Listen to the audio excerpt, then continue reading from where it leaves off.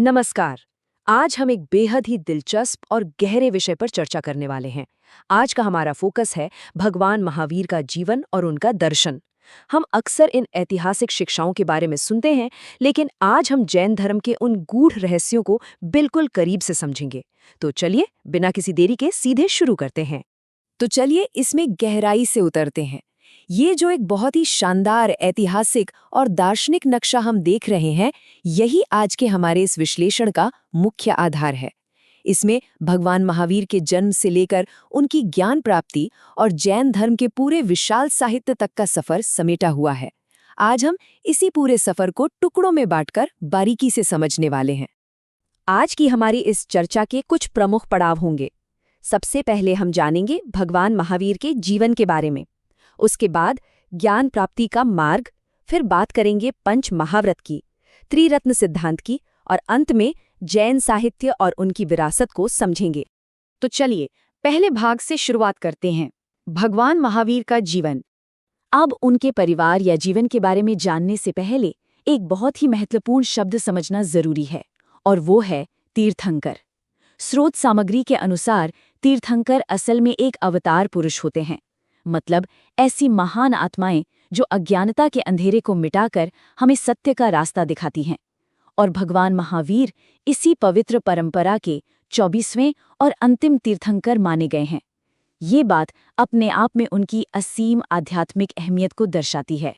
वैराग्य या संन्यास लेने से पहले महावीर स्वामी का जीवन बिल्कुल एक राजसी जीवन जैसा ही था। 540 ईसा पूर्व में वैशाली के कुंड ग्राम में उनका जन्म हुआ था। उनके पिता सिद्धार्थ वज्जी संघ के प्रमुख थे और माता का नाम त्रिशला था। उनका एक भरा पूरा परिवार था, पत्नी यशोदा, एक बेटी प्रियदर्शना जिन्हें अणोज्जा भी कहते थे, और दामाद जामाली। अब ये सब जानना इसलिए जरूरी है क्योंकि इससे पता चलता है कि उन्होंने संन्यास का रास्ता किसी मजबूरी या कमी की वजह से नहीं चुना था, बल्कि परम सत्य की खोज के लिए चुना था।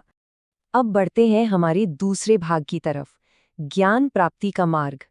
और ये जो कालक्रम है ना, ये उनके पूरे आध्यात्मिक सफर को बहुत ही शानदार तरीके से दिखाता है। 540 ईसा पूर्व कुंड ग्राम में जन्म के बाद उनका सफर उन्हें जिम्बिक ग्राम ले गया। वहां ऋजुपालिका नदी के किनारे एक साल के पेड़ के नीचे उन्होंने घोर तपस्या की और वहीं उन्हें ज्ञान की प्राप्ति हुई। इसके बाद उन्होंने अपना सबसे पहला उपदेश विपुलाचल पर्वत पर दिया और अंततः 468 ईसा पूर्व में पावापुरी में मल्ल प्रधान सुस्तिपाल के यहाँ उन्होंने निर्वाण प्राप्त किया, जो आज के राजगीर में है। ये पूरा का पूरा सफर उनके महान त्याग का सबसे बड़ा प्रमाण है। अब आते हैं तीसरे भाग पर, पंच महाव्रत।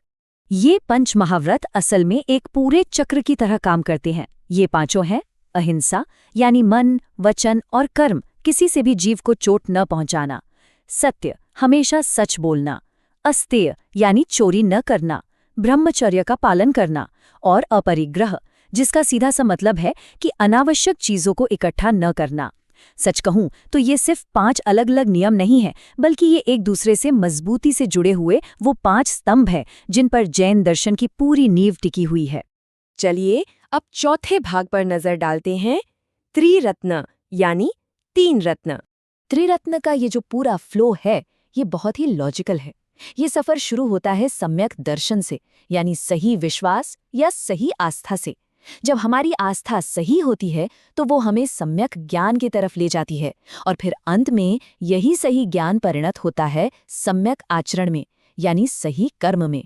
मतलब आस्था हमें ज्ञान देती है और वो ज्ञान हमारे बर्ताव को पूरी तरह शुद्ध कर देता है। और अब हमारा 5वां और आखिरी भाग, विरासत और जैन साहित्य। समय बीतने के साथ साथ जैन धर्म की ये महान परंपरा मुख्य रूप से 2 संप्रदायों में व्यवस्थित हो गई। एक तरफ थे श्वेतांबर, जिनका नेतृत्व बहुत ही प्रमुख विद्वान स्थूलभद्र ने किया, और दूसरी तरफ थे दिगंबर, जिनके प्रमुख भद्रबाहु थे।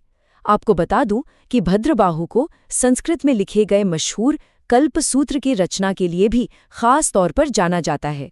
इन सारी शिक्षाओं और ग्रंथों को एक व्यवस्थित रूप देने में ऐतिहासिक जैन संगीतियों का बहुत बड़ा रोल रहा है। पहली जैन संगीति 300 ईसा पूर्व में पाटलिपुत्र में स्थूलभद्र के नेतृत्व में हुई थी, और इसी समय जैन धर्म 2 हिस्सों में बंट गया था। इसके बाद दूसरी संगीति 512 ईसा पूर्व में वल्लभी में देवर्दी गणी के नेतृत्व में हुई, जहां 11 अंगों का ऐतिहासिक संकलन पूरा किया गया।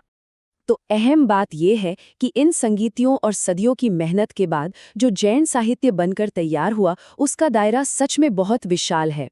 जरा सोचिए, 12 अंग, 12 उपांग, 10 प्रकीर्ण, 6 छेद सूत्र, 4 मूल सूत्र, 1 नंदी सूत्र और 1 अनुयोग द्वार। ये कोई आम किताबों की लिस्ट नहीं है। ये एक बहुत ही व्यवस्थित और विशाल ज्ञान का भंडार है, जिसने भगवान महावीर की उस सदियों पुरानी बुद्धिमत्ता को आज तक हमारे लिए महफूज रखा है। तो इस पूरे विश्लेषण के जरिए हमने भगवान महावीर के जीवन से लेकर उनके दर्शन और जैन धर्म के विशाल साहित्य तक का पूरा सफर तय किया है। अब अंत में एक बहुत ही बड़ा सवाल हम सबके सामने आता है। आज की इस तेज रफ्तार और भागदौड़ भरी जिंदगी में अहिंसा और अपरिग्रह जैसे ये प्राचीन सिद्धांत हमारे रोजमर्रा के जीवन को कैसे बदल सकते हैं? क्या सामान जुटाने की इस अंधी दौड़ में अपरिग्रह हमें वो सच्ची शांति दे सकता है जिसकी हम तलाश कर रहे हैं? इस गहरे सवाल के साथ हम आज की इस चर्चा को यहीं रोकते हैं। ज्ञान की इस खोज को ऐसे ही जारी रखिए। हमारे साथ जुड़ने के लिए बहुत बहुत धन्यवाद।